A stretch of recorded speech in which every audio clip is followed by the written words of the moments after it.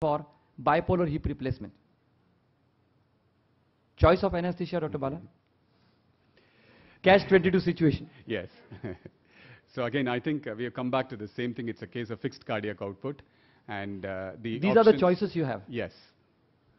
So if you're very, very proficient, I think a continuous femoral sciatic block or a lumbar plexus with sciatic would be extremely good.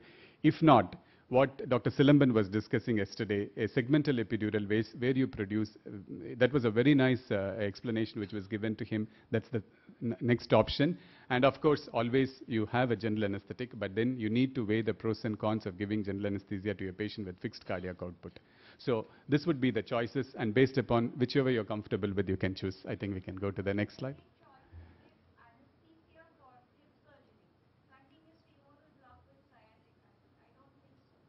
Why? I think the first choice is far better. For a hip surgery.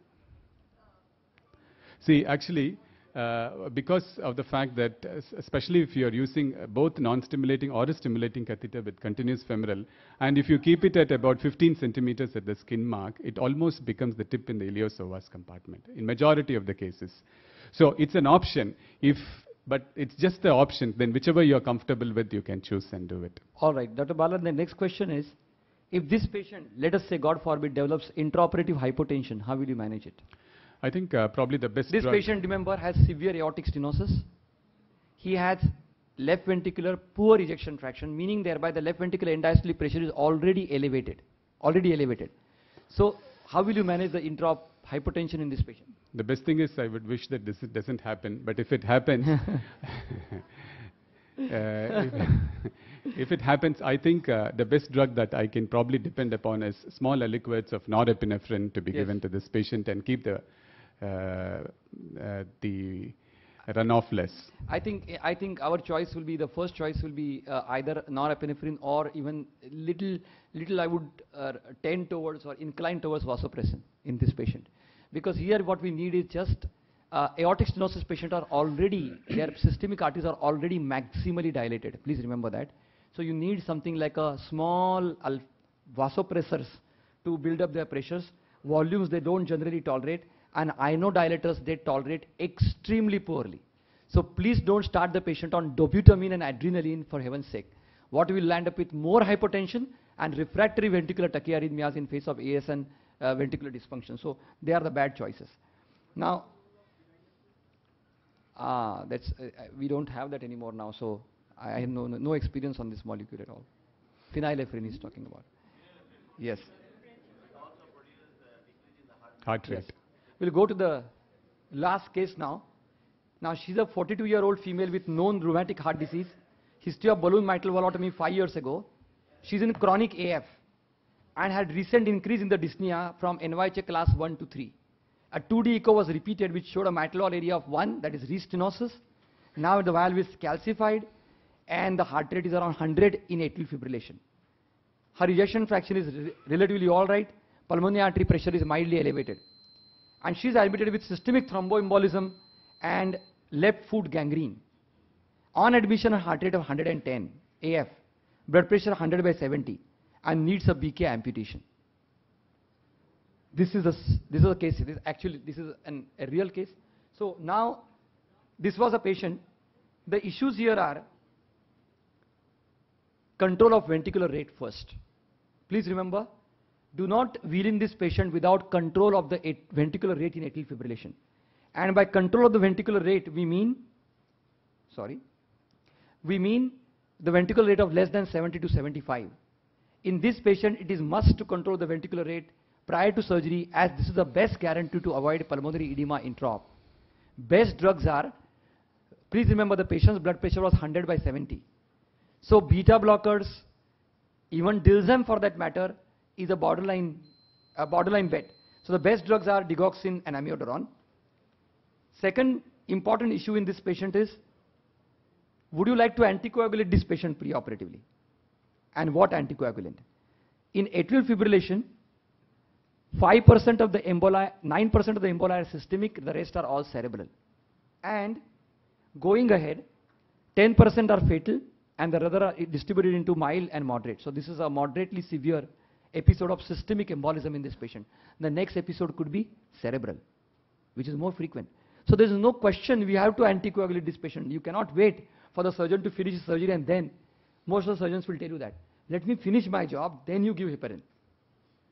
For that, there is a big no, capital underline 10 times. Because the patient may come out of the surgery with a stroke. So you have to anticoagulate, and here the choice is not low molecular weight heparin. In fact, this is one indication.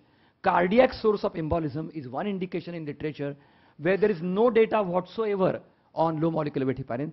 The data is robust on conventional heparin, where you have to use bolus plus infusion and maintain the PTT around 2 times the control.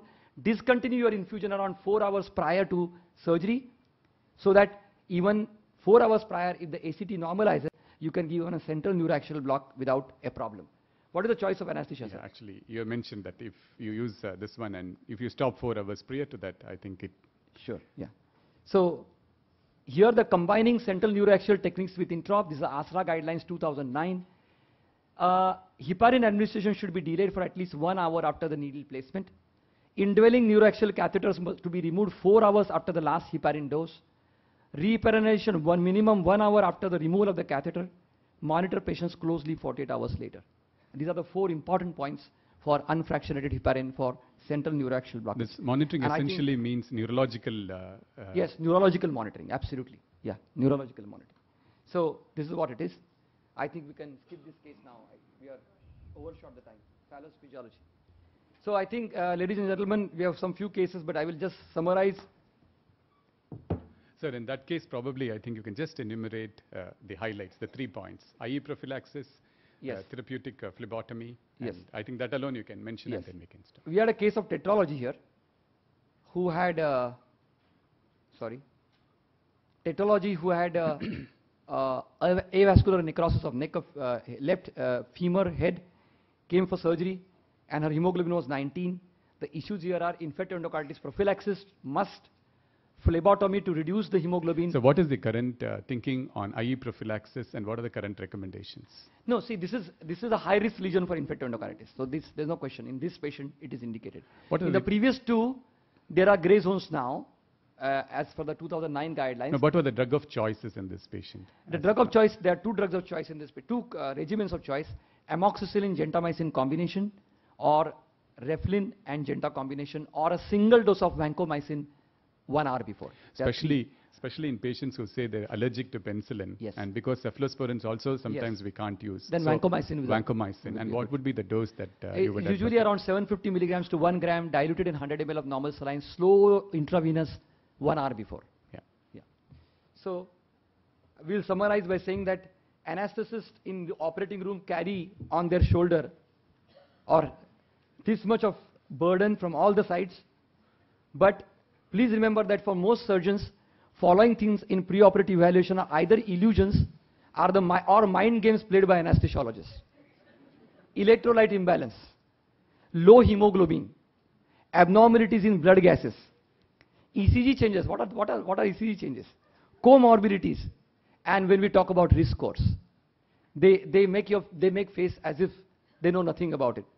And they sincerely believe that once they obtain a so-called high-risk consent, the risk decreases automatically. So, ladies and gentlemen, most often than not, after such an argument, we land up in this kind of fights. But I must say, surgeons will have to change their attitude. Thank you for your patience.